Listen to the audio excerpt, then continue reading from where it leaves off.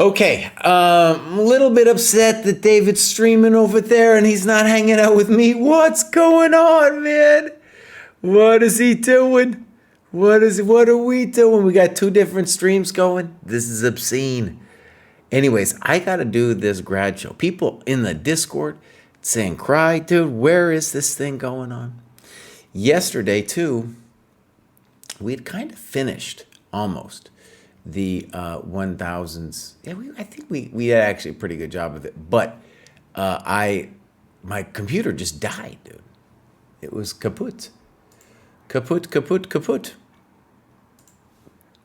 So I want to get as far as I can in this thing today. I want David to stop that other stream, dude. If you go over there to our YouTube channel, you tell him to stop, get his ass over here, and we'll talk about this thing, dude.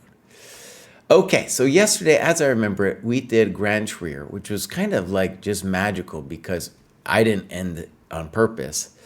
But today we're doing the 1000 plus, and then I have to do a repeat show. Will I get to that today? I don't know. We're just going to take it one step at a time, beginning with B. Goldsman. So, look at that thing, dude. B. Goldsman is cruising.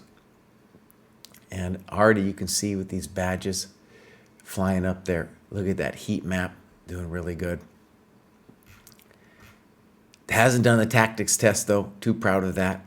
Now, interestingly, their ECF, so Goldsman, you might consider having this one be your default operation over here. All right. So clubs, the European, English, and the UK, right? Then we got some activity. And, maybe not that many games. Maybe not that many, dude. He's been doing a lot of endgame and a lot of non-dojo. What is he doing? Oh, he's doing the rapid. All right, let's see if we got a game here. Boop. So, malformed, this will be fun because, Kraai. Yeah, we got to switch scenes here. Because malformed is in the dojo. So this is a dojo game.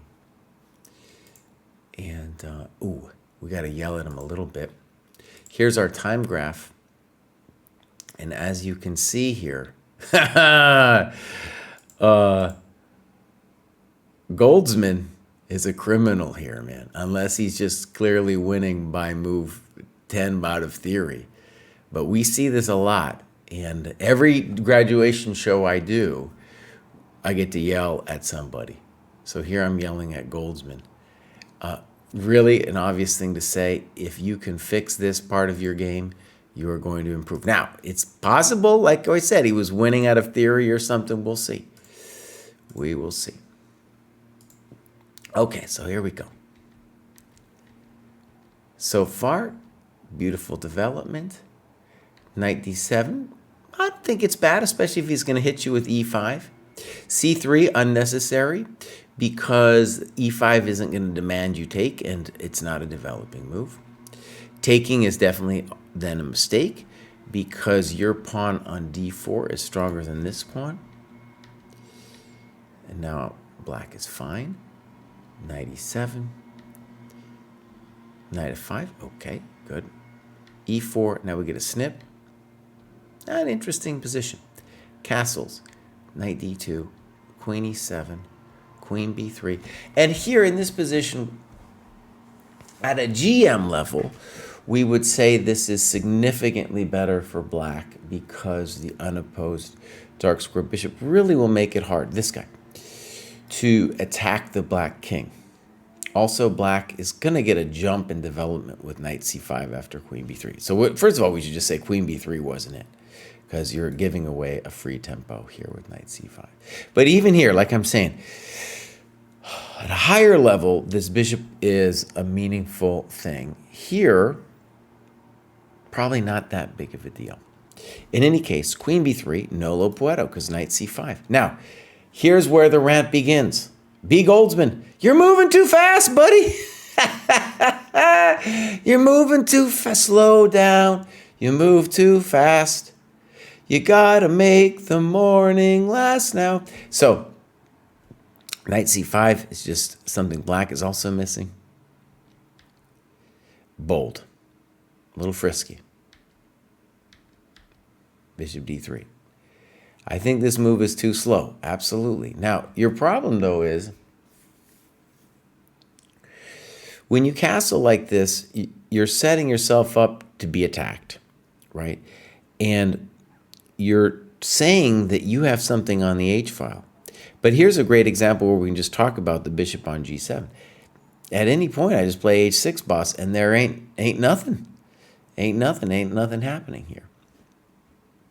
Okay, so here we go. Bishop d3, and you like knight c4 better. What's the problem with knight c4? You're hanging your coconut. So knight c4 doesn't solve it either. What should you do? You should probably go back. Queen c2, get out of the knight c5. So I assume he finally saw it. Boom. And then whacked you here. Yeah, good move. So notice what's happened here is white has gifted black with loads of tempi. So you talk about bishop e2. I don't think bishop c4 is going to make it any easier. And now rook d6. Okay. Now this would be the moment for black really to think about how can I hurt white, right? How can I deliver the pain? We should expect that there should be pain to be delivered.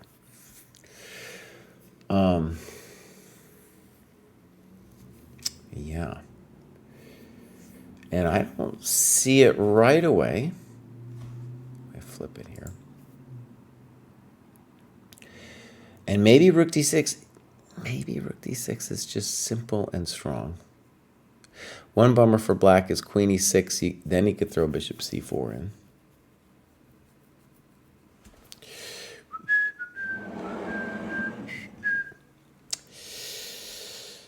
Oh, you're thinking too long about it, buddy. You're thinking too long about it, buddy. Okay, let's look at rook d6. Knight e1. Rook a d8. And now I would have thought that the idea of knight e1 was to play f3. There's a big bummer, though, with f3 of queen g5. So rook d6, actually, it's growing on me because the problem with f3, this is interesting. The problem with f3 is then the dark squares really become tasty and weak. Yeah, so it's probably true that black is just winning now. Again, when we have castling opposite sides, the value of the initiative is going to go up. White has 0 initiative against black's king. And he's talking about knight b3, but that hangs the coconut on e4. And now b4, we're going to call this a desperation move. Right. Desperado. Maybe your best chance, even though it's desperate.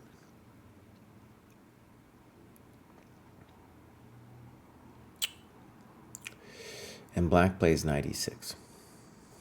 Okay.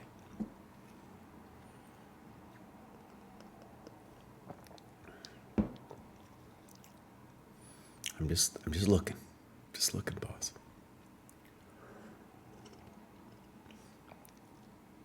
I've already spent more time looking for black here than black did.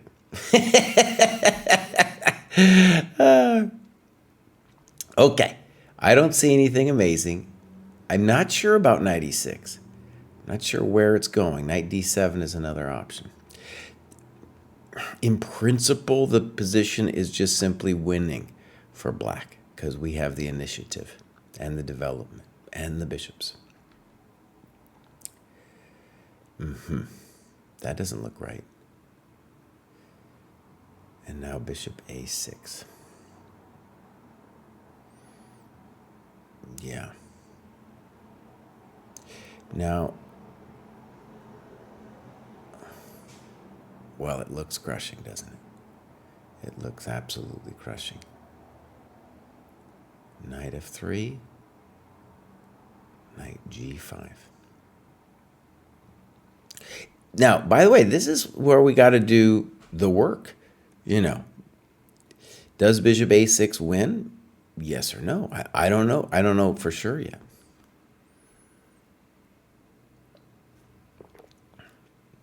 A move that makes sense to me would be to think about not the drunken pawn, but C5. A5 also looks very dangerous. A5 looks like a hell of a drug. Why not? Start cracking him. Because see, when you leave the bishop over here, now the pawn on E4 doesn't need protecting anymore. And then you're right. How bad is this for white, I mean?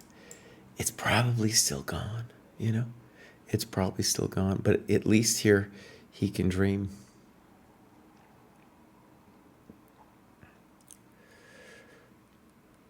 Yeah, and then here we should do some analysis. Is this, for example, winning? Some kind of idea like this. Do I need to throw that in first? Is there a way for me to intensify the position? All these kinds of questions. Okay, so white blunders. Thank you very much. Knight takes C3, which also looks winning. He gives it a question mark and talks about bishop D3. Let's give his move a try, first of all. Why is it not crushing? Because when I see that big daddy open, I'm like, oh man, that's amazing. Yeah. So I don't know if that was a mistake. Look at that. Well, that's obviously winning. Look at Big Bertha over here. Look at Big Bertha. What's going on? Check the miserable king. Checkmate. So, what we want to say, B. Goldsman, is the problem with this game has nothing to do with the things you think it has a problem with. The problem with this game, my dear friend, we're going to go back over here, is this. That's the problem of the game, buddy. Right there. You got 1 hour and 30 seconds. That's a fortune to spend. And you only spent a little bit of that fortune. Mr. Mahogany, that's his actual name, but I'm going to call him Mr. Mahogany, says, hey, boss, is it normal to get stumped on some of the pole guard main twos? Absolutely. Absolutely. Okay, so let's go. Grad show, pop, pop. And I go pop. And we're going to go on now to knight moves. He doesn't say anything. It's just knight moves. It sounds like a boy. So maybe it's a they. I don't know. 1201, they could graduate again if they wanted to. They need to do some tactics tests. And they need to get some USCF rating again. We pushed out, we are in process of pushing out our FIDE rating translator. I just recorded a vid that's not out yet. But I don't know, I'm just seeing all these jumps here and they're kind of like, oh, it looks like FIDE boost. It has nothing to do with the FIDE boost, of course, but that's just triggered my memory. Okay, clubs, nothing. Activity. We got not that many games, so we might not see anything there. And we got a lot of endgame work doing. What's this non-dojo going on? Lots of tactics. Okay, non-dojo tactics. All right, let's see. We got a game? Nothing. Night moves. Buddy, you're out there doing tactics. You got to give us a game. Got to give us a game. All right, next up, we have Budal. Annotating games has been very helpful, he says. Now that's, yeah, we have M. Norris saying in chat, wow, that graph is wild for an online rating. That was, of course, referring to the last person. This looks a little bit more like an online rating, right? Yeah.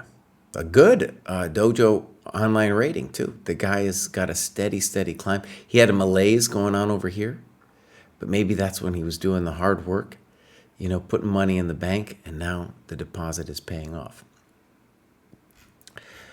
We need to get some tests in, and let's go check it out. Clubs. One cool thing about the clubs is I get to see kind of where they're from, if they don't say anything about themselves, right? And so here we can see we got a Norway, and I'm sure we have more than 13 people from Norway, but, that just gives me a sense too. Because not everybody will join a club. Like we have more than 201 in Europe, but still, that's cool to see. All right, so games. All right, this was played fairly recently. Kraai is going to click this bad boy. He's going to go game review. Please yell at me if I forget to change scenes. Very hard for me to remember to do it all the time. And here again, we got our typical problem. Now, one of the things, actually, it might be possible that Nose is listening in on this show. Nose that helped us was the champion of the rating translator, right? He's the one who figured it out. And something I really want to do using Dojo data is to do an analysis of people playing OTB versus online. And my strong suspicion is, especially after doing all these grad shows, is that people who are playing online are using significantly less time when they are playing than if they were playing OTB. This obviously means that their level of play is much lower online. Also that their opponent's level of play would be much lower. And it also means, though, if you think about chess as a training activity, that you're not really fully exerting yourself, right? And part of it is people are distracted when they're online. When their opponents were waiting to move, the mind could easily just be like, oh, I'll go check Twitter or some stuff, or go see what they're saying on Discord. I'll just take a little break. No, OTB, your mind it's much more easier just to stay there, right? Anyway, so I want to do an analysis which shows as a percentage how much more people are thinking OTB than online, right? So I need numbers, Nose. I need numbers, man. I need numbers to break this down. Jack said he would get it for me, but that man's a very busy man. He's a very busy man. All right, back to the front. Well, it might be 100% true, Nose, but there's a couple things I want to say about it. If I can tell people and say, oh, you are using 30% more time, OTB, or you're using 20%, that's useful. It would also make the message much clearer, because if I just say you're using more, people are like, oh, so what? But if I can quantify it, well, that's kind of interesting. And I might even be able to quantify it by cohort, right? I might be able to say, oh, 1,000 to 1,100 is much worse than, let's say, 1819, right? And one of the beautiful things about data, of course, is you just get to test your assumptions. Like maybe for this 1,000, 1,100 player, maybe OTB, maybe they're not thinking. That's my assumption, but maybe they're not. Harder to get the data for the OTB, so they kind of have to do it themselves. They have to self-report on that. And then the people who do self-report are probably more likely to be the ones using more time, because, you write out in your score sheet, you say, Babus, I used 20 minutes on this move. Okay, anyways, that's one of my projects here. So, here we go. We usually call this a Maroczy bind. Bishop b4, this is ancient theory. And white correctly says that knight c6 is better. And f3 is mostly controversial because you're losing time. And he writes, queen c7 is a mistake and castling seems just fine. My sense, strong feeling, is that d5, after d5, white would be in big trouble here. All right, so queen c7. And knight b5, I think, is a superficial move. Good. Superficial because you just get kicked back anyway. And now what we have is a hedgehog structure for black. So Yeah. It doesn't change too much, honestly. So let's just keep going. Queen d2, rook d8, knight a4. So, by the way, I'm very happy to report that I finished the material for this Chessable course called Time to Do What? And it's all about this level of play where, so I'm going to say between the 1000 cohort and the 1700 cohort, which is like 1250 to whatever it is, ChessCom, right? 1250 ChessCom is kind of an interesting number, as well as 1000, because 1250 is where you reach the 90th percentile of all ChessCom players, i.e. anyone who's ever entered the site. In any case, at 1250, my experience is people don't hang stuff much anymore, but they hang tempies like a you-know-what. They really give it away. Yeah. So knight a4, just giving away tempi for free. Black correctly says b5, and black is significantly better. Because white's king. You ain't home, buddy. You ain't home. Yeah. And here, after knight c3, we could ponder bc and then d5, or some kind of knight d4, d5 directly. It's a bad business. Okay. Queen c7. Now, one of the things about the hedgehog is, I get it, he's playing queen c7 because he's terrified of knight b6. But one of the important things about this is the queen kind of likes to be on b8, you know? So even if you miss b5, you could play b6 as an example. Queen c7. Now, here we have some tactical questions with knight c6. Let's see what the analysis says. Knight c6, bc, bishop b6. Excellent. Now, that was my question right when I saw the position. And it kind of feels like maybe this was... let's just read. Oh, looking at it with the coach. Yeah, good. And this is, when you play knight a4, that's really your only idea, is to sink some bad dog down there onto the b6 square. And this is a nice evaluation because it's a positional one. Let's say rook d7, probably bishop b6. Bishop g3, bishop a5 is also good, but the point is just to see that black can't move. No puedo mover, Yeah. Okay. So, b4, mistake. Now, can we just say something? White is not thinking about their development. They haven't the whole game. Knight e5. Okay. c5. Is white thinking about their development? No. No. They have no desire to think about their development. d6.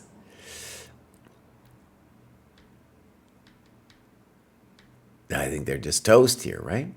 They're just toast. And now black goes, kind of goes for it here with cd4. Move the queen anywhere and you have a winning position. So this is not necessary. He snips and then tries to snip here. And he's saying that rook c7 is winning for black. Now, maybe it is, but it does require a little bit more analysis. So if we imagine bishop f4, for example, are we certain that black is winning this bad boy?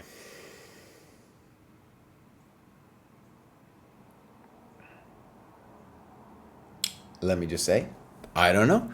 It's going to need some analysis. So one of the things very important is, we go back here, you're crushing this guy, dude.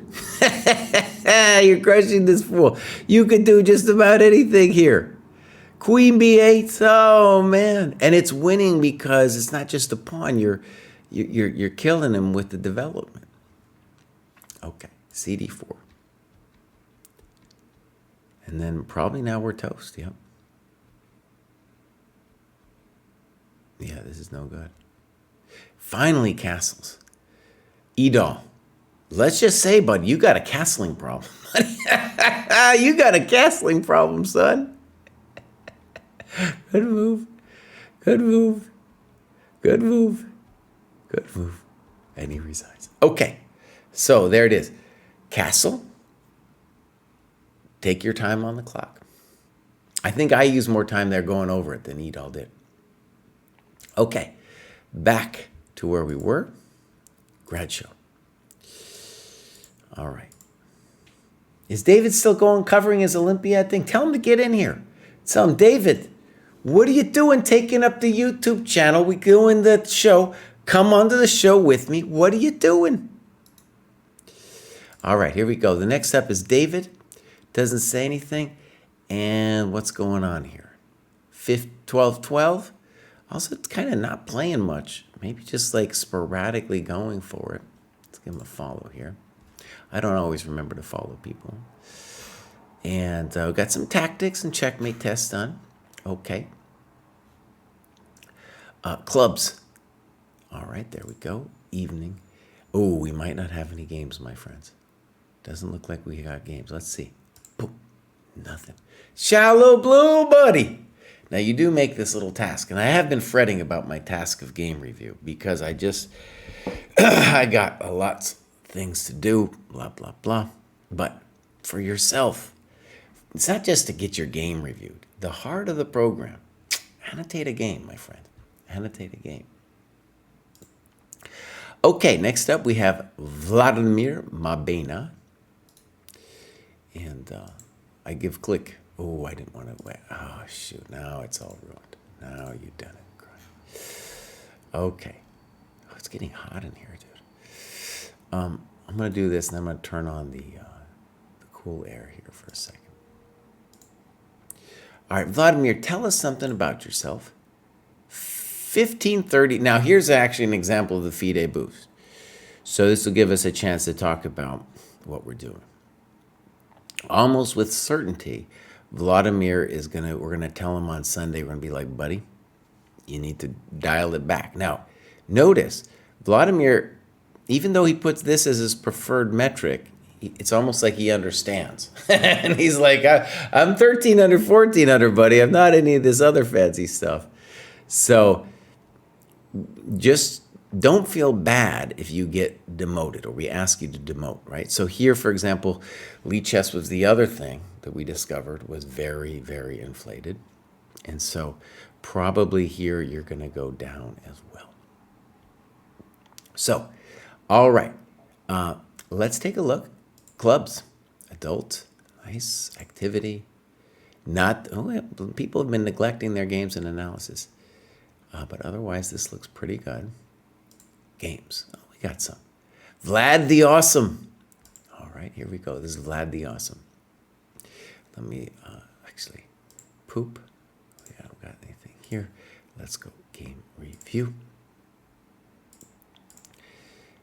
And here we got some scotch. Somebody in the chat was talking about the scotch.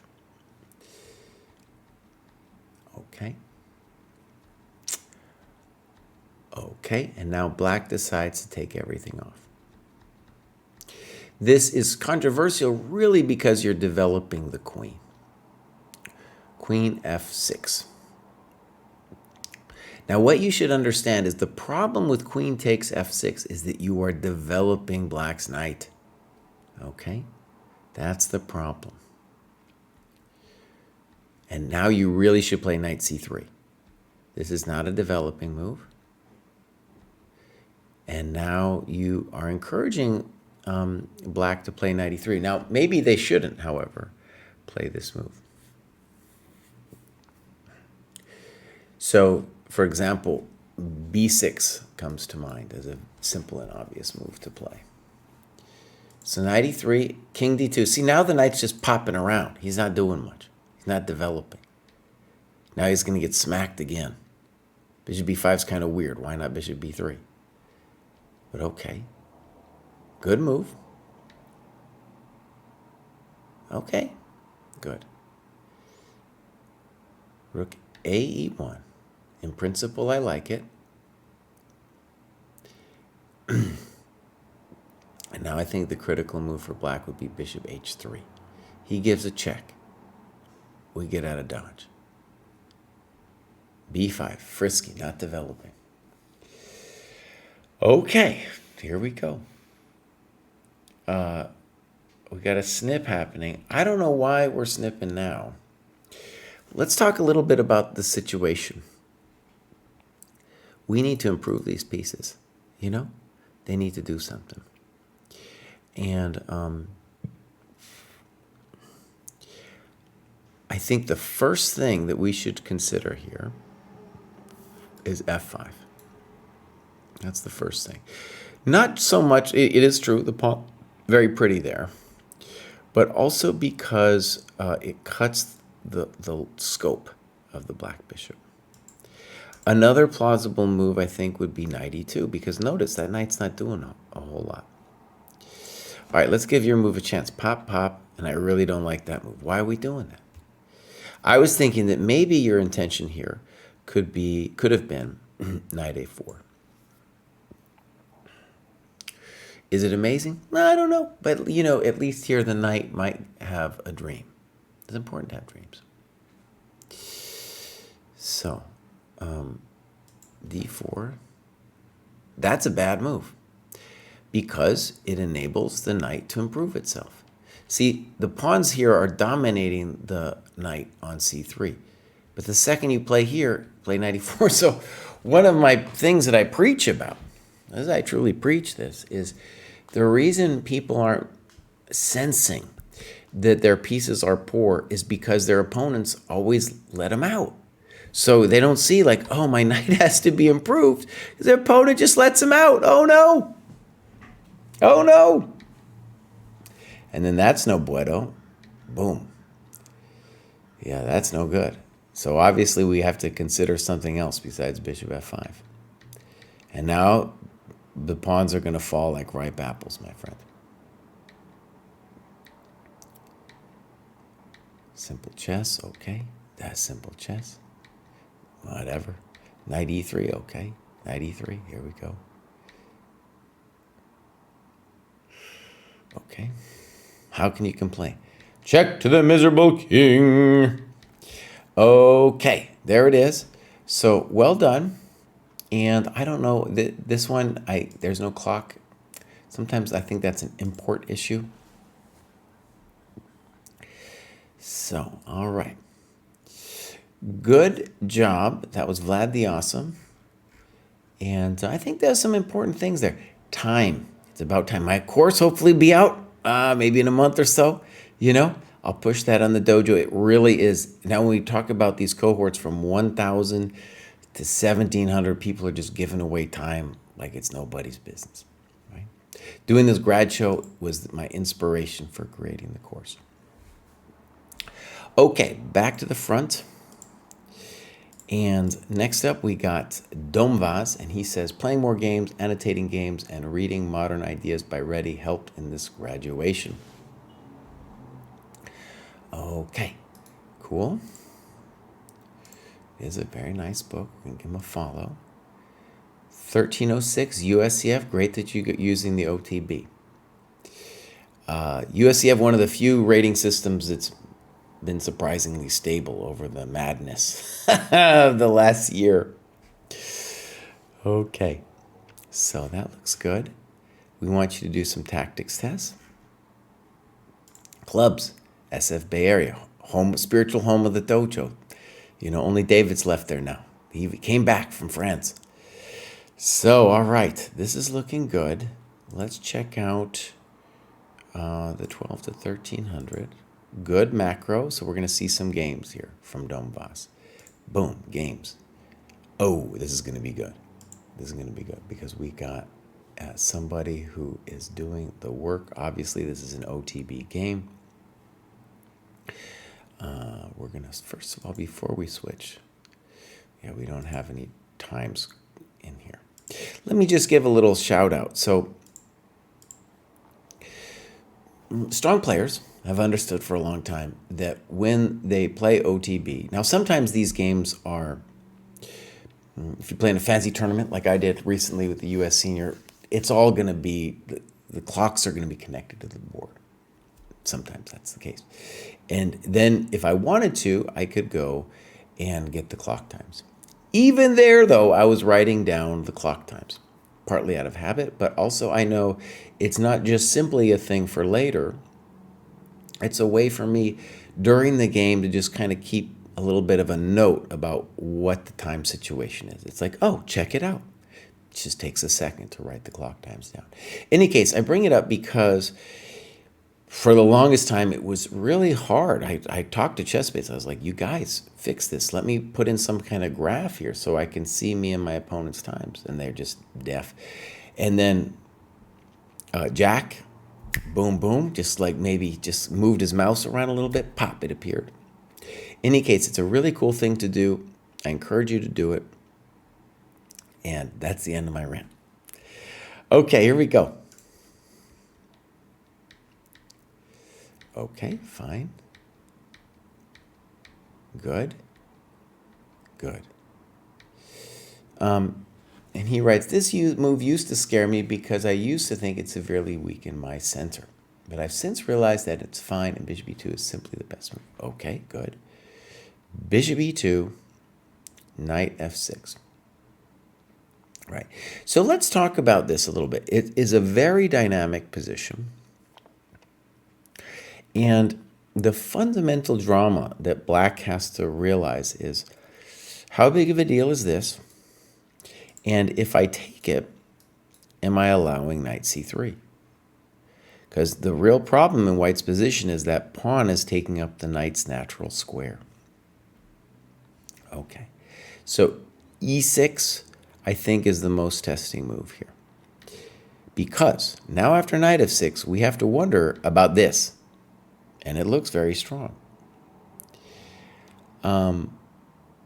Yeah, if I was going to give black a question, or white, let's call it a theoretical question, I would say, what's the eval on this bad boy? Notice, we have ourselves a violent situation, my friends. This is very violent. Maybe a variation could be even something like this. I don't know. All I know is this is prime violence, and that's what black should expect when they play bishop g4.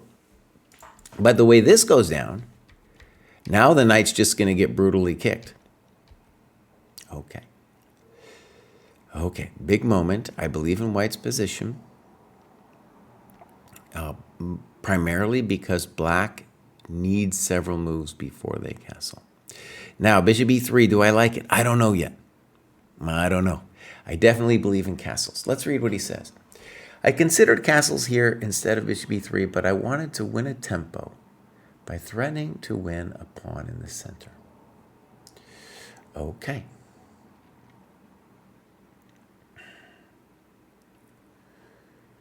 Yeah. Well, this is an interesting position. So it's a very principled move, and the problem is, can black be dynamic about this in some way? Can he be dynamic? All right, so it's going to get spicy. Black plays e5. e6 is also a thought, but e5 makes sense. So the value of, this is a hard decision. So first of all, with both e6 and e5, I am undergoing massive risk. Whenever I played bishop g4, though, the risk was already taken by black, right? It's a very risky situation. So we can get de queen e6. We're going to look at his variation there, because that was his other option. And then also here, my gut, anyway, I don't know if it's true, but my gut here is that black is doing fine with check, let's say knight c3, castles. Now, am I right about that? I don't know. I don't know. But yeah, it's going to be a little hard for white to untangle, and black has this unopposed dark square bishop. Anyway, that's just speculation. Now, the question here for our purposes, for good Dominic here, is should dude take, right? Should do take on e6. In principle, yes, because the bishops want to be open. So DE, queen e6, castles. Now, I don't know about this move. If I was black, I would really want to castle long. But this is the variation he gives. And this one, I'm going to say, is better for white. Whether he takes on c4 or not, our development is good, our king is better, right? So maybe the key variation for me would be, how do I feel about this? I like white. I like white. But, you know, that knight is in my face. There's no doubt about it. That knight is in my face. Okay. So, white plays this one. Now black should be fine. I think, just like bishop d6 or something. e7, okay. Castles. 94, trading stuff off. Bad move because it allows black to win tempi. But notice, your situation here, a little problematic. A little problematic. Because the knight's so strong, and your bishop on e3, which is, we want to be your best piece, he's jammed. So when you put 94 question mark, it's like, well, wait a second. What did you want us to do? Not so easy. Now, it is true. I think you're right. It's a bad move because you're enabling f5. But like I said, we still want a better move. And I'm not entirely sure. I didn't like this move. This seems better because then we could have set up for like at least to threaten e4 and then when knight e4 comes, then start to whack him. Any case, knight e4, pop, pop, pop. Good move. Oh, here it comes. cd4, bishop c2. All right, big moment for black. Can they play bishop c5? It looks like they can. Let's see. Rook c8, probably a good move. b3. b5, I don't know, maybe. Maybe, it's a little frisky. I don't like b5. All right, let's talk about the situation. Black's goal should be pretty basic. Can I get e4 in? I care less about anything else, right?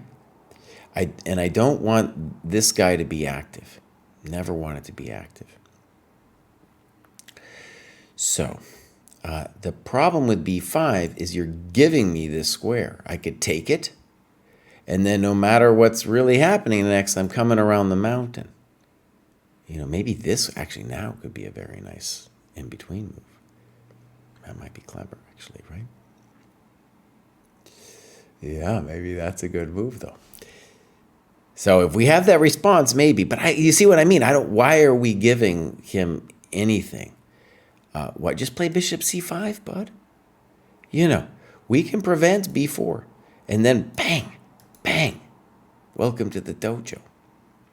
All right, here we go. b5, queen d3, that ain't it.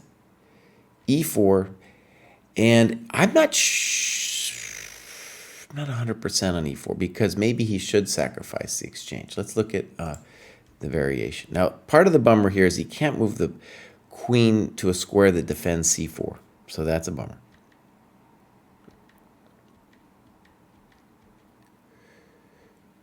Bishop b3, rook c8, and something like queen d4. Is black better? Yeah. There's still a little work to be done. So in any case, you can't do that because d3 is too much, my friend. That's the dream. We have just achieved the dream. Oh, wait. You know what all this means? No. Wait a second. Can we talk about the dream here? So here, b3, we'll just play e4 now. Let's play e4 now. You don't need to play it. Maybe here it's complicated because of queen a7, queen a7. Okay. So here we go. Good move. Now we're totally winning. Okay, bishop c5 looks good too. I don't like that move. You're blocking your bishop. I don't understand that move. You should be putting a rook on this square.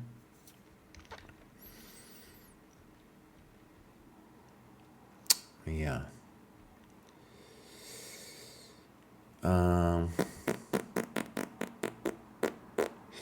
Now, right, you're making it hard on yourself, right? There was no need to get it so fancy. Does this work? Maybe. I don't know about bishop b4. That doesn't make any sense to me. That's too highfalutin. You know, too highfalutin. So it's good that you didn't take that thing.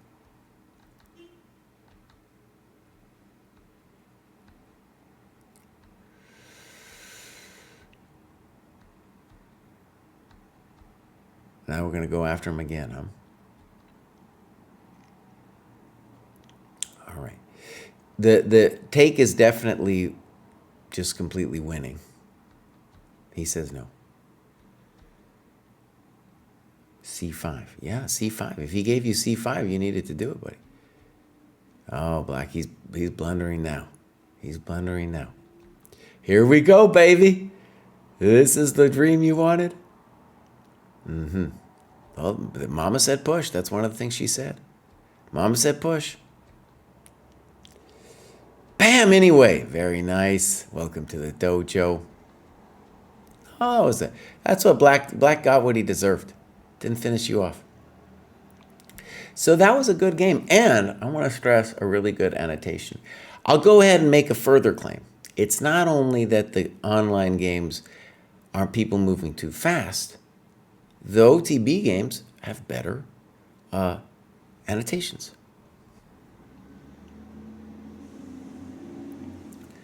Don Boss says, I think you're reviewing as if I was Black. No, I got you, buddy. I was talking about Black, though, because I was like, Black, you're blowing it, bud. I was like, you're blowing it, man. You're blowing it. Yeah, that was a good game, dude. That was a good game. Okay, maybe I did kind of go wrong in terms of people, but I just give my thoughts on the game. But that was great. Okay, so pop. Don Bass is in the chat, really cool.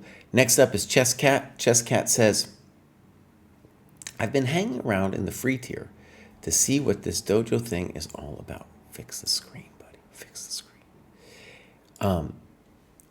Turns out it's mainly about playing games with ridiculously long time controls and analyzing them diligently. So far, I've managed to carve out time for a single game long enough to potentially count, but even that one is not admissible since my opponent resigned before I had a chance to use 50% of my base time.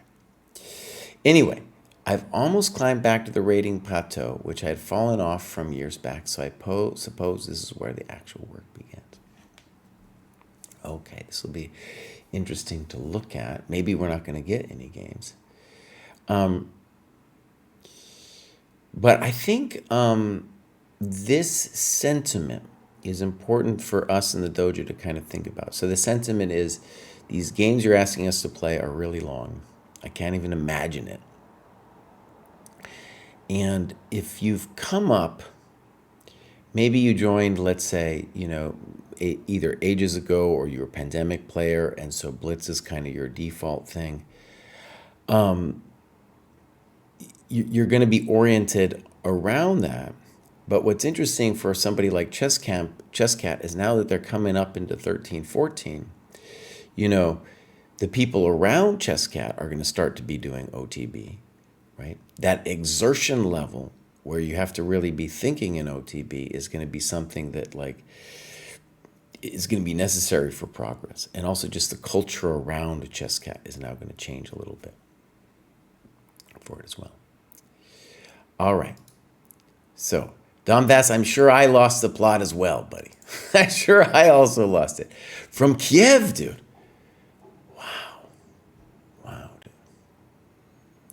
And there you see it was in free tier. Has been busy ever since. Yeah, well, buddy, I feel for you, man. I feel for you. I hope chess is a solace for you there in Kiev, dude. One of my life's hopes is that after this whole thing is over, after maybe my kids get a little older, I'm going to go to Ukraine and hang out, play some chess, dude. That's one of my earnest hopes for my later life. All right, clubs. European coder. You know, ChessCat, if you could create a Ukraine club, I think that would be cool too. I think that would be really cool.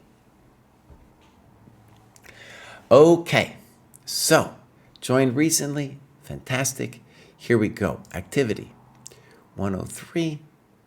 Boom. I have, oh yeah, ridiculously long time controls. He's talking about, what do they do in non-dojo? Okay, we've got some books being read. All right, that's fine. Now, do we get a game? No, we don't. Okay. Well, ChessCat, I think hopefully my speech helps.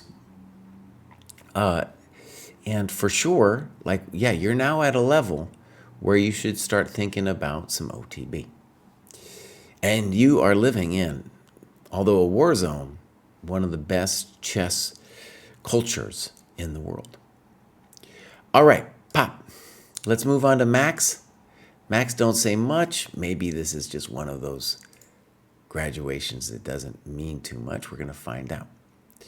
So, this is elite chess. He probably also, anybody elite chess, it's probably not going to work out, Max. Probably on Sunday you're going to get something that says mouse. You might consider dropping down a little bit, you know? You might want to consider dropping down. Okay. So, there's a whole Discord thing about David. He's like, David, why aren't you doing, why aren't you at the thing, buddy? Huh? Why aren't you at the show? He joined me a little bit yesterday. All right, so let's drop down. No tactics test. Let's get that done, Max. Clubs. New England, Boston. Okay. Activity. There's something going wrong with the 14-1500 club. Well, let's look back at the ratings. Oh, the ratings are a little bit hard to say. I have a feeling we're not going to see any games. Oh, we got loads from Max. Let's take a look. Okay, this looks great. This is Sunday Classic Arena. Clock usage was not imported Correctamundo. I'll mark it, and then we're going to move it to the game review. Okay, so this is a known theory. My friend Enrico Sevillano helped develop this. It's a beautiful pawn sack that black should not accept. He does not. Good move. Takes, and now knight g5. And he writes, I should have just played knight d4, but I didn't strongly consider it until after I played knight g5. Knight g5 is still fun and interesting, though, even though it's probably not the best move. After the game, my opponent mentioned, oh, queen e5 after knight g5. Queen e5 doesn't look right to me.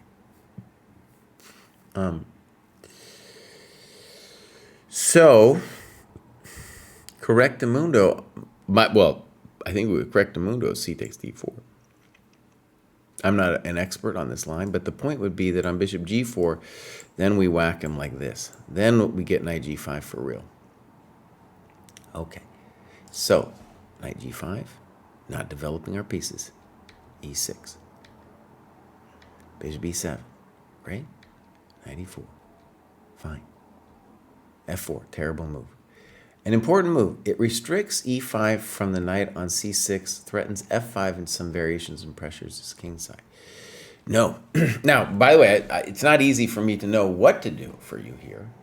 It makes sense that black should be better because, you know, you gave him not only the pawn, but this nice central square, and you gave him tempi. Okay. So, f4 is incorrect because you're not really threatening f5. You're blocking f4. You probably lose another tempo over here. Okay? So, castles. But, Kraai, you should at least tell him what he should do. I don't know.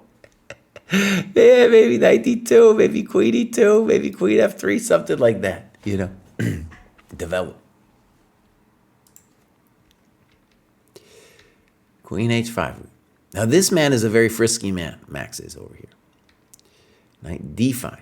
An interesting move, but I think white is better now after rook f3. I don't really believe it. It is an interesting question, though. Well, how black needs to solve this problem, right?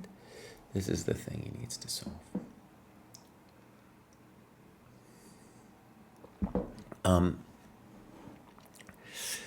Maybe knight d5. Let's give knight d5 a chance. Okay, rook f3, I don't believe it. One of the reasons this is very hard to believe is that these pieces are not working in the attack. And now f5 is played. Okay. So f5 is very frisky. I think a simple and strong move that we should at least consider is knight f6. Knight f6, though, we have to do some calculation too. So, for example, pop, pop, pop, pop is the question. And on h6, we do have to then worry about this f5. Like I said, I'm not a believer, but it's something we have to, let's say, keep our eyes on, right? Yeah, okay. So it's one of the things about attacking situations like this is now calculation really counts, right? It really counts. I personally think f5 should be fine for black. So let's go f5, rook h3. Now, of course, h6, it's got to be a question, right? Got to be a question. I don't see what we have after h6. Black goes for it, though. Pop. Yeah. Now, maybe this is winning. It's a little scary, though, isn't it? Rook g3, and he finds bishop f6. Now, one of the reasons I just want you to see intuitively that I don't believe in it is black's force count is so much higher than white's. Yeah. Queen e4. Now, queen d6 happens. Queen b6. No, queen b6 might work, too, because we're threatening some kind of DC stuff. But, all right, queen d6. Knight d4. Bishop d7 was the conservative. This move is just trying to knock you out. Simple. Simple. And now we're toast. Okay, so I think there is a lot to learn from this game, but the basics is what you're doing, okay, and this is going to be important for your chess development, is you're not focusing on your pieces as a whole. A more simple way of saying that is you're neglecting your pieces that aren't working. So, for example, you see active pieces and you're like, oh, I'm going to play with them. So you start in on this. What about this guy? What about these people? They need to do stuff, friends. They need to do stuff. And then similarly, with f4, you're forgetting about this guy and you're like, I'm going to launch it, baby. I'm going to launch it. Right? And so this is classic chess where black just needs to be a little careful. I thought h6 is probably more prudent, but maybe this wins too. Here I think queen h5, you could at least try to make a draw. Then we go queen h5, g6, queen h7, and then we have to analyze that. Probably still winning for black. Okay. Again, so it's a strategic problem. All right, good. Let's continue. Next up, let me switch the scenes, my friends. We got Norzius, and Norzius says, didn't get to do much work in this cohort, but I'm probably going to stay for a chunk of time in the next one since I'm at my peak rating now. Let's go take a look at Norzius. And Norzius, let's just say you're probably going to get an email, boss, that says, you know what, it's time to go down because the lead chess thing is so inflated. 18-year-old from Kazakhstan, though. That's really cool, man. I think, let me just say something so cool about the dojo. We got people all over the earth, from all over. And Kazakhstan's starting to get an amazing chess culture going. And when you're young, as Norzius is, he's flying up. So even though he's going to get probably a demotion notice in his mailbox on Sunday, he's still gonna eventually make it. Okay, we got some tactics and checkmate tests. That's looking strong. Also looking like his tactics are stronger than are just simply strong, which encourages us to think that, right, dude's on his way up. Clubs, no clubs. Activity. All right, so looking good. We're going to go down 1.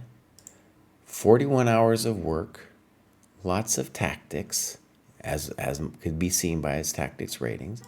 Non-dojo, doing some YouTubing out there, and some tactics. Okay, now, sounds like maybe there's not a game. Let's see what's going on. Oh, we got loads here. I have a feeling he's not logging his games because there wasn't enough juice in there. Now, let's take a quick look here. First time graph, boom. We're going to call that respectable. And Norzius was white, so this is all looking good. This is Dojo Open Classical. All right, good. So next thing we're going to do, we're going to go to the game review. And we're going to go pop. And here we go, Dojo Open Classical. Keidernock is a famous dojo player. All right, here we go. Famous variation. D5, pop, knight e4, queen f3, knight takes, b takes, and he says end of prep. This is a position where I had a student play this ages ago, and I think, right, it's like technically equal, but if you understand some of the dynamics, it will be very dangerous for black. All right, here we go. Pop. Let's say that can't be wrong. Pop. Good. And now he gets frisky with f6. And we have to say now that that's a critical position has been reached. So the big question is, what's going on with queen h5? And let's look at the analysis that Norzius says. And he writes, I saw this and wasn't sure if I have anything better than a draw. And he writes, queen h6, king g8, knight f3.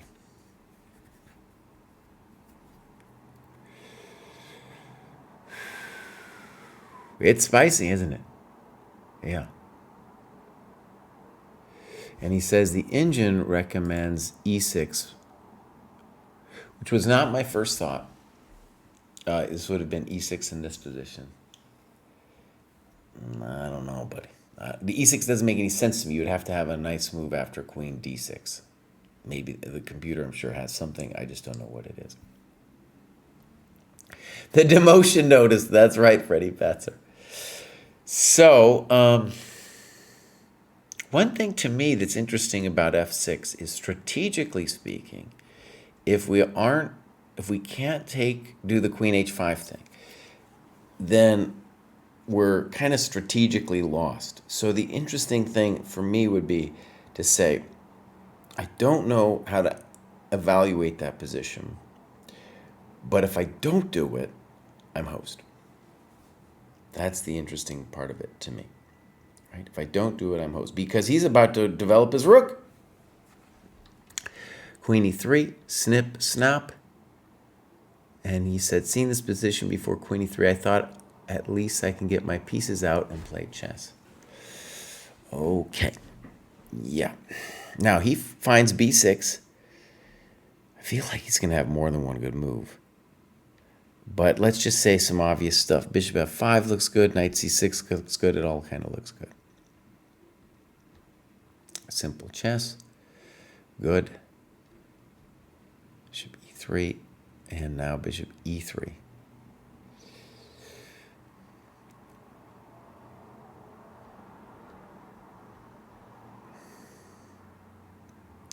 Now you played king e2 and say queen f2. This move wasn't considered since I came to play for the win.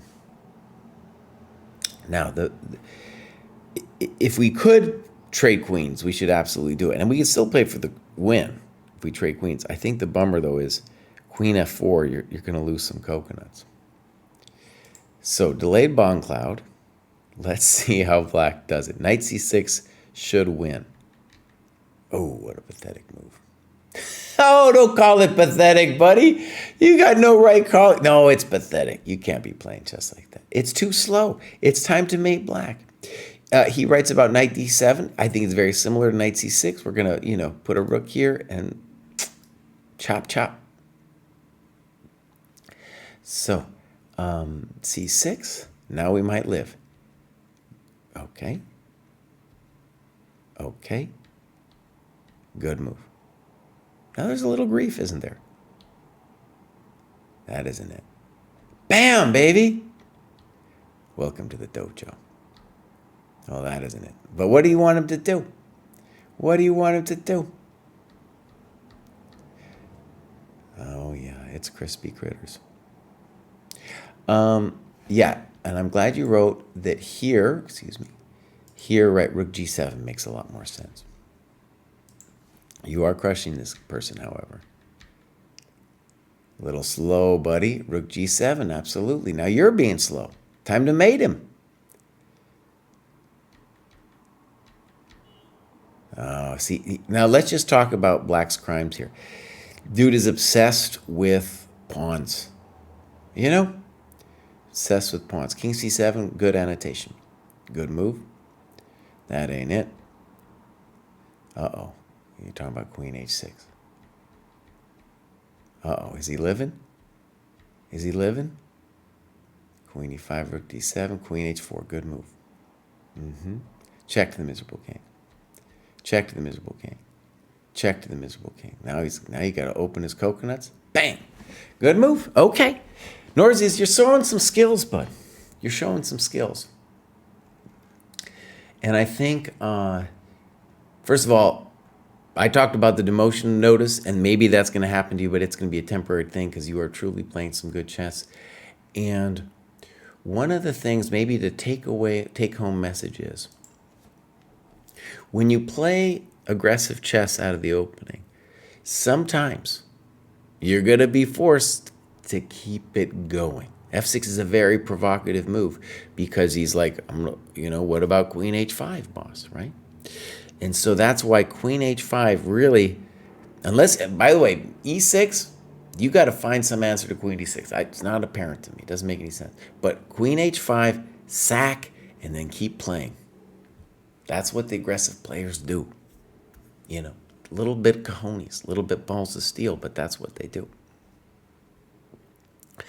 Okay, well done. We're going to see more of Norzius. I'm pumped that we got people in Kazakhstan in our program. All right, next up we have Christy. What do we got going on here? Christy says, my goal is 2,000 on ChessCom. Well, they might, 1778, they might make it. Let's give that dream a follow. Okay. We need some tactics tests. Clubs, adults improve. Activity. We're going to go down 1, 14, 15, see how they did it. We got some end game. We got some middle game. A touch of tactics and some games. This is Christy Tudo. Boom. Mark this. And actually, we got a time graph. Well, it's our standard rant, my friend. First of all, Christy, if you are listening to this thing, it is definitely advisable for you to start playing longer games than 30 minutes, right?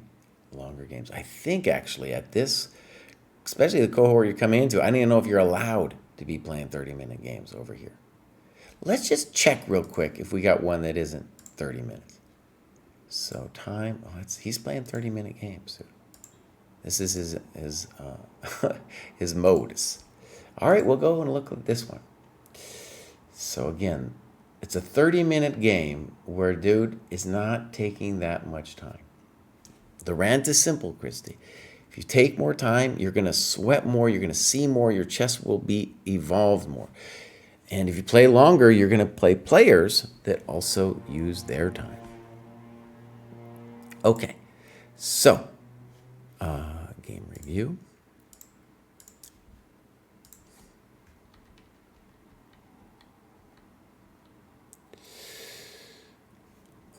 I think knight e4 is a thing here, followed by d5.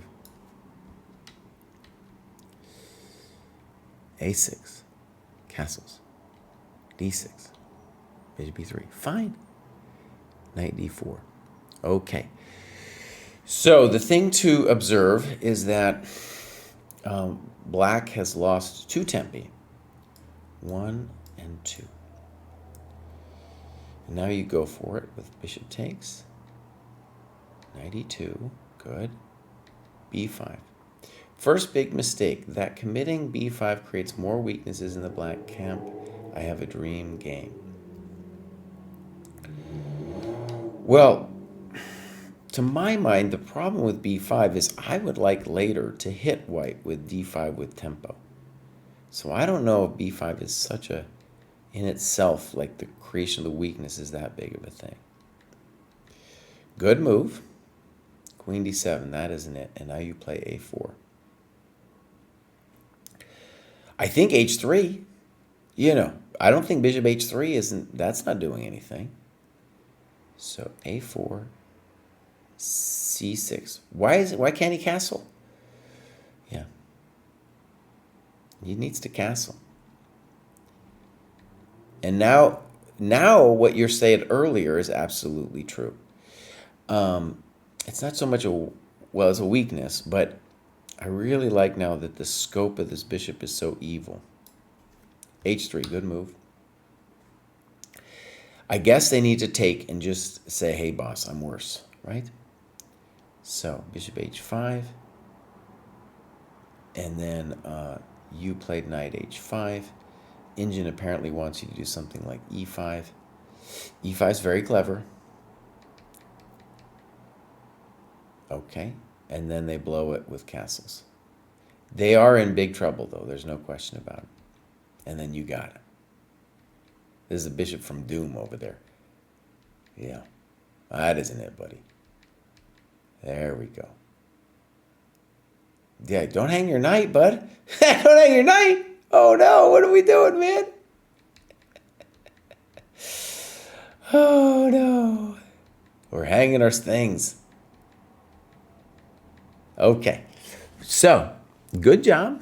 That was a good game. And let me just say something obvious. If you or your opponent were playing a longer game or an OTB game, a lot of the poor decisions wouldn't have happened. For example, you don't like b5. I'm not thrilled with either. Dude played that in 27 seconds. His longest think was this move, 3 minutes. Yeah, no bueno. c6, big committal move, 54 seconds. Okay, the rant is clear. So, Mr. Mahogi says, is it a girl? Maybe it is. Maybe it is. Okay. It's not the first time I've blown it and misgendered somebody, bud. It's not the first time. Okay, let's go back, switch the scene. And, where are we here?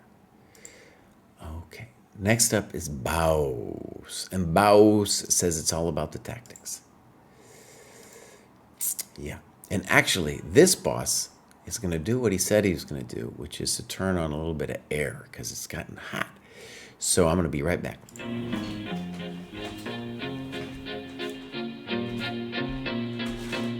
Welcome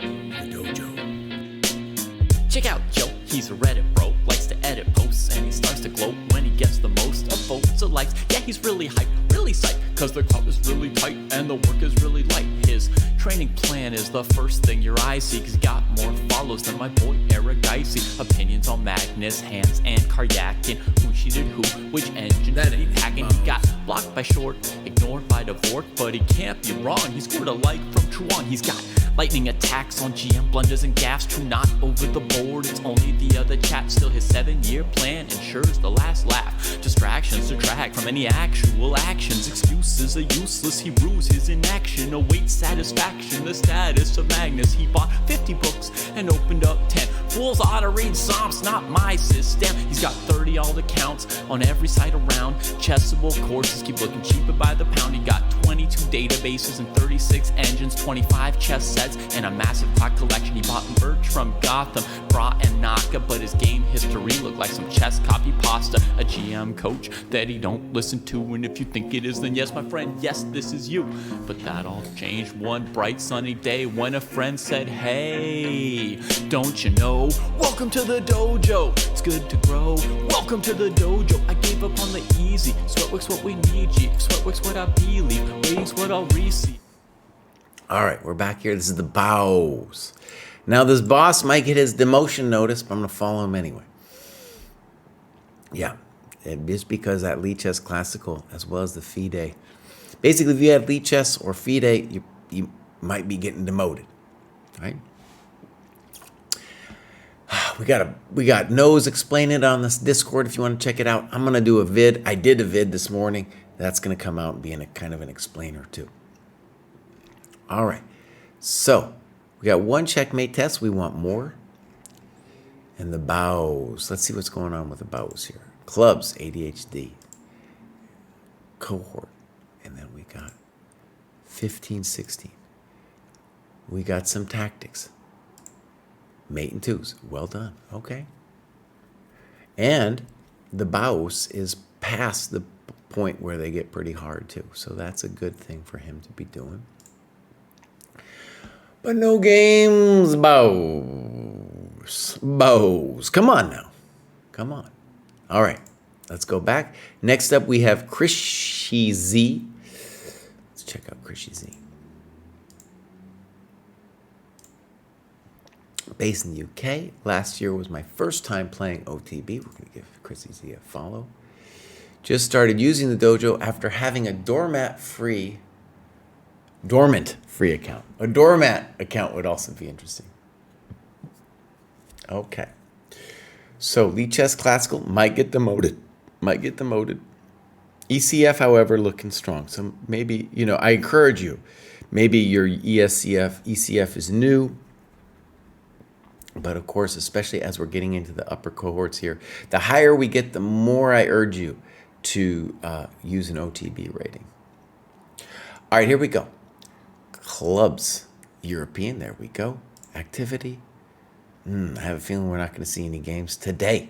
But dude just started, so, games, no games.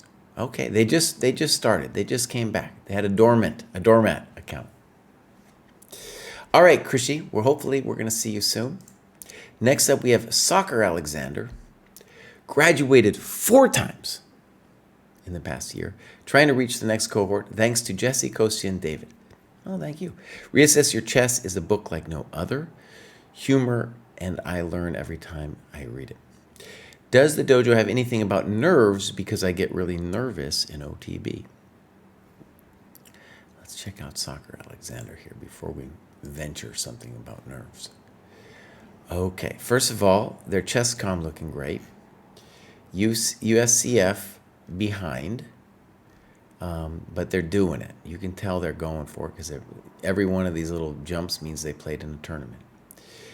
They failed on their first checkmate test and they're like, I'm done. This tactics test looks good. Okay.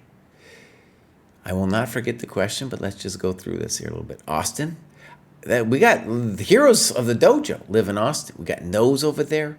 We got Jack. Let's actually click on that bad boy. Aged White Cheddar is the hero. There's the famous Soccer Alexander, right? Lugine, Alex. I know a lot of these people. Jeff, there we go. Okay. So, activity. Lots being done. And I have a feeling they probably didn't log all their time here. But we have a good macro distribution. And we want to see more games and analysis here. And we're going to particularly look here over games. And it says anonymous. I do want to see an OTB game, especially it's a better game to be looking at, but also to address the question that was asked. All right, first, no clock. We're going to mark this, and I'm going to switch scenes, I promise. Okay, so Pop.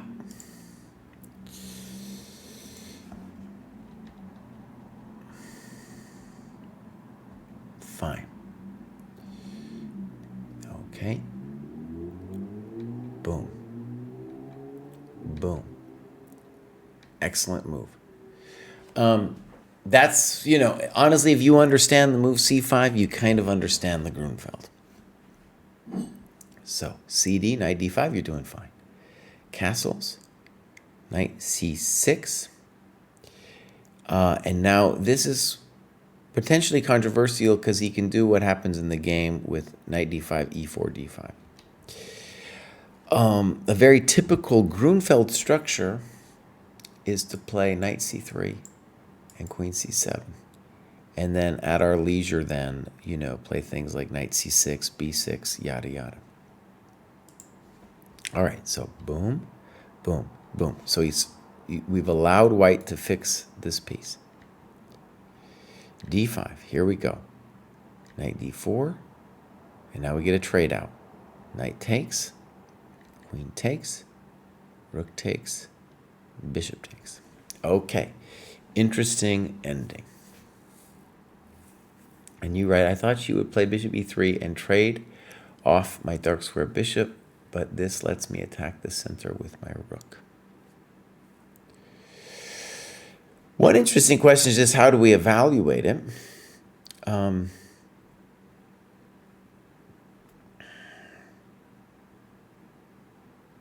Yeah.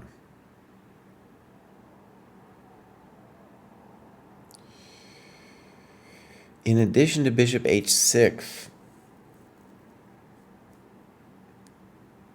well, first of all, on bishop e3, I do want to say I think you're okay after bishop e3. There's a couple things you do, but even if you ended up taking that thing, I think you're okay.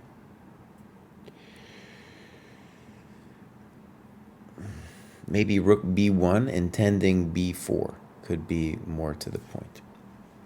But on rook b1, notice you have this interesting move, bishop b4, and there's no lo puedo f3 play. So I was thinking maybe here.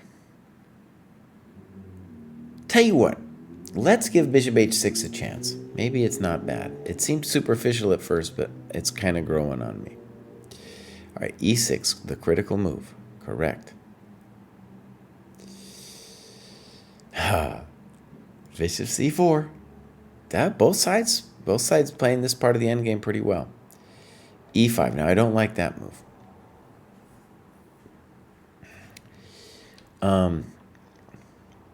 I think you should play takes, and bishop e6. You need to develop and not worry so much about this kind of stuff. Yeah. With counterplay. All right, so e5. Now I think white should be better. They go here. And you go for the interesting move now, bishop g4. Rook d2. And now we have a blockade problem, don't we? Rook d6. Ah, this is spicy. Now, the big question is, how do we feel about bishop e7? To me, it doesn't look good for us. Bishop e7, rook d7, d6. And he's got this kind of question mark hanging over us.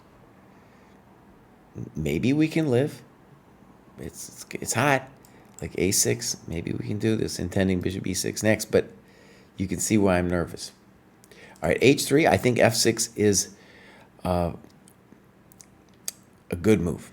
That's a nice move because we needed to cut that bishop out of our life. Good move. A little soft. I'm not sure what it does, bishop g3. Notice now that the bishop is out of play. Good move. f5. Oh, yeah, that's not good. And you're right, rook d5 is an interesting idea that I blundered. Now, I just want to stress, though, before we start talking about tactics, this bishop is locked out, and he's going to need two moves just to make it do something, right? And even then, this pawn is pretty secure. So we should not be touching f5 at all. Now, we want to play c4, but that does blunder rook d4. So I think the real question is, how about rook a6, Bows? How about rook a6? Just imagine for a second. a3, then we play c4. We're doing great. We're hurting this person, right? All right, f5. b4. Whew, man. And this is a good analysis. Rook d4, cd4, bang. And is this frightening? Yes, it is. Yes, it is. Rook a6. And what do you give? Bishop d4.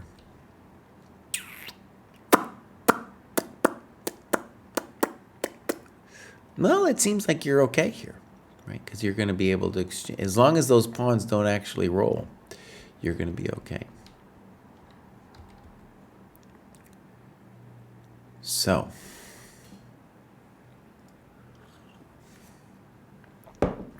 e5, dude. You know, bishop f5, I don't know.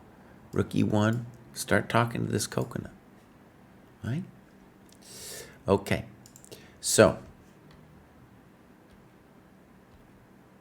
Oh my, he really went for it here. We don't believe this though, do we? We don't believe this, do we? Rook c8. Good move. Just pushing. No fear. No fear. Yeah, that's truly a no fear move. Okay, let's pretend it works. King f7, okay. And now we blow it. Darn it. And you're right, this was an issue causing me to get nervous, even though the time control had 30-second increment. All right, this is a good moment to address your question about being nervous. First of all, this is a nerve-wracking position, okay? That much is true. And something to say is that if you had written down your clock times, that would help you decompress a little bit and just, well, it would help us look at your game as well. So far, I feel like you've played this game in pretty good control, right? Both sides actually into the end game. I felt like that first phase wasn't too awful until White let his bishop get sidelined over there. Now, one of the interesting things is, how do we evaluate this position? Is it gone? If the game continuation, that looks gone to me. That looks completely done. So the question is then, what's happening here? And I have a bad feeling that's the answer. I mean, let's make it easier on the guy, though. Pop, pop, and then d7. It looks like die Antwort. So, if we go back, let's just talk about, let me just say this. What I don't like about a5, okay, is it suggests you don't sense the danger of the white pawns crushing your soul, right? So, we need to be thinking, I mean, bishop f5 is a thought to deal with these crushing pawns, right? Bishop c3 is a thought. Something like that. Because a5 is just like, I don't know. So it'd be interesting for me to know, for example, how long you thought about this move. And you're right, isn't White the person you're reviewing? No, we're doing Soccer Alexander right here.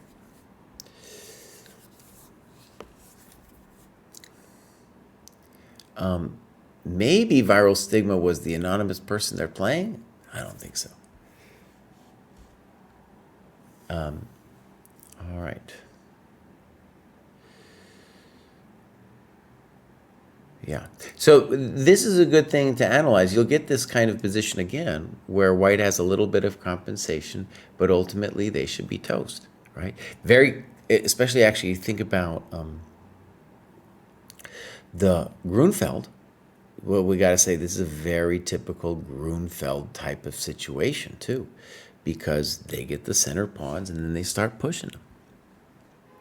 Okay, so good game. And we got one person left, that's Hayden. And let's click and fix the scene before we do so. Hayden, tell us something about yourself. Joined because I was plateauing in the 1800s USCF for about a year. Currently, 1950 USCF. Boom. All right. That's what I like to see a lot. Look at that USCF. Now, let me just say, we've been talking about it all show long. As we go up, a little bit more serious. Hayden, well, the USCF is way up there, bud. And then the FIDE is not there yet. But it's one of the things, also a problem with FIDE is for somebody like Hayden is probably most of the events they're playing in aren't FIDE rated. Okay, so this looks great. I like the heat map. This new layout is pretty cool. It helps me too, just so that at a glance I can see a lot of the things that are going on here. Clubs. Oh, Hayden, tell us where you are. Tell us where club is. Activity. Lots of games and analysis. Well done. That's looking good. Look at that time breakdown. Almost all games and analysis. So let's definitely spend a moment with Hayden's games here. Here we go. This is going to be a beautiful OTB game here. So first, do we have clocks? We don't. Hayden, it would be nice if you do the clock. So, pop, game review. Here we go. So, good moves, good moves, good moves, and now knight d5, and you're right. I had a pleasant and fairly easy to play opening advantage, and this throws away a lot of the advantage. I should keep the dark squared bishops on the board since his is looking at a big pawn chain, while mine can go to b2 and eventually be good. Knight d5 allows him to trade off his bad piece. Simply bishop e2 or b3 would have been better. Well said. And let's talk about this. One thing that when I'm doing this Chessable course about players giving away time, I think a lot of people, when they hear that, they'll be like, sure, Kraai, yeah, the 1,000 level players give away time, but not the higher rated players. But you see, it happens here too. And it's not like he doesn't have motivations to play knight d5. Of course he has motivations. He wants to steal a bishop, right? But he recognizes that it's wrong. And so that's also a really good annotation. One key thing to also see is if we were nervous in this situation, there'd be two things that might make us nervous about bishop e2. One would be bishop g4, and one would be e4. First to say is, obviously e4 is not possible now, but after knight f6 it would be, is that e4 would always be a terrible move, even if he can hold the pawn, because now this bishop is actually totally crushed.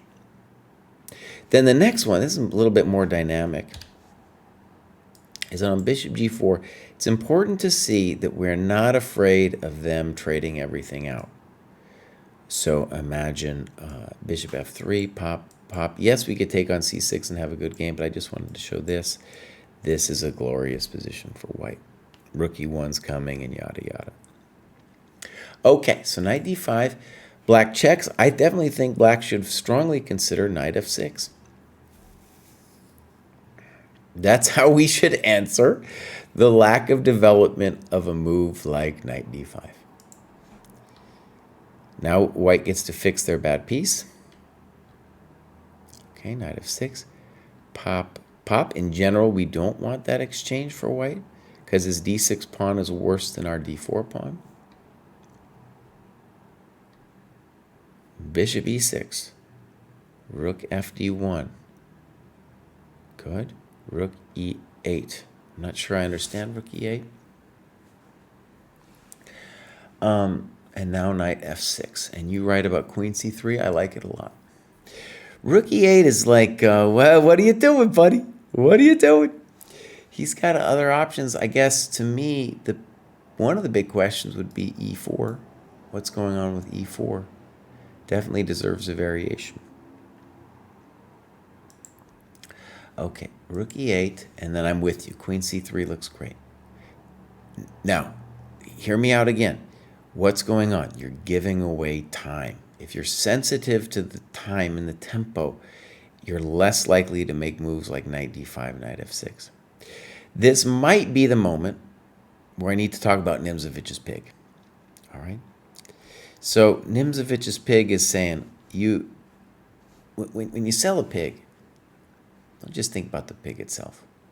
Think about the time it took to raise the pig. Think about the feed you had to give the pig, the fence you had to create for that pig. And for this metaphor, it's like you put a lot of time into this pig. There's your pig. That's a lot of time going in that pig. And now, not only do you just give away the pig kind of for free, but you develop black's queen in doing so. A5, I don't know. Queen b3. Okay. Now, now we have a little frisky situation. B6. What's our eval on E4? That's my question. What's going on in E4? Okay, B6, rook D2. Okay, and he gives a variation of Queen B5. Black plays, let's call it kind of wimpily. A little trades happens. And now Queen E7. Okay. Now, who's better? Give us an eval. To me, after F6, I'd rather be black because your knight on F3 is horrendous. And he's got some good control. All right. Bishop D3, F5, horrendous move. So, you got a position like this. The Bishop D3, not really clear what we're doing. And black needs to start thinking about fixing their pieces. They've just crushed the knight. The knight, no future, no future have. No future have. Candidate moves could be Queen D6, Queen C5. We got to start thinking about fixing the knight. If you want to get really fancy, we could even start thinking about this stuff. Time for black to start fixing their pieces. This just fixes white pieces. E4. Wasn't sure about this move, but it felt like the only possible plan to play for a win.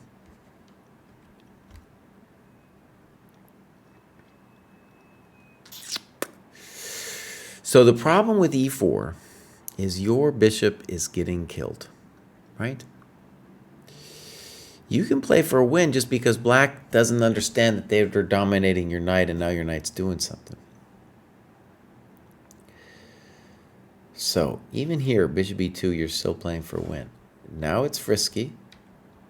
I think if you don't have something here, you're going to be worse. Queen c3. Bishop g4. Obviously, queen d6 was also a move. Notice here, like, it's as if he's afraid of,